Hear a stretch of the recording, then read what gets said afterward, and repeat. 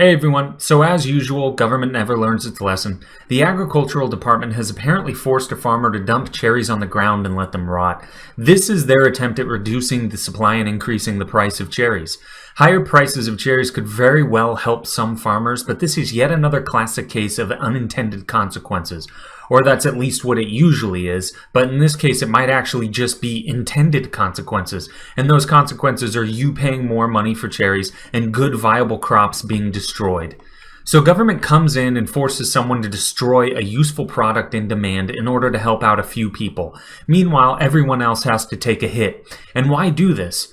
Could it be that if big farmers are making more money in bulk by these ridiculous means, the agricultural department can point at the situation and say, look what a great job we've done. These big farmers are making more money because of us. Then they might claim that they revitalized an industry. Sadly, I think our politicians are just incompetent enough to fall for it.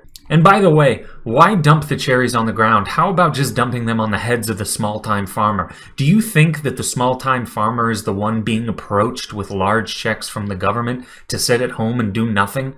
Of course not. They are working the fields in an attempt to sell what is now an overpriced crop that people will tend to opt out of buying now thanks to the government. Anyway, the government has been doing things very similar to this with all sorts of crops for a long time now. They've paid farmers in the past with your taxpayer money for them not to grow anything on parts of their land.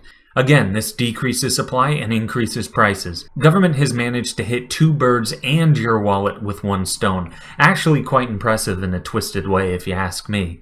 And you know, plenty of people rightly criticize the government for wasting taxpayer money on all sorts of things. But this is quite literally taxpayer money being handed out for the sole purpose of wasting and destroying.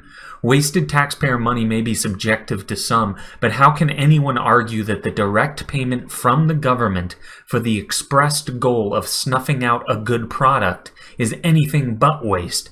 Most of the time, taxpayer money is wasted, but in this case, taxpayer money goes to waste. This is the type of incompetent meddling you get with an organization like a government. It answers to far too few people, and cherry on top, it's populated by complete narcissistic sociopaths who will slash and destroy for the slight chance that they get some kudos.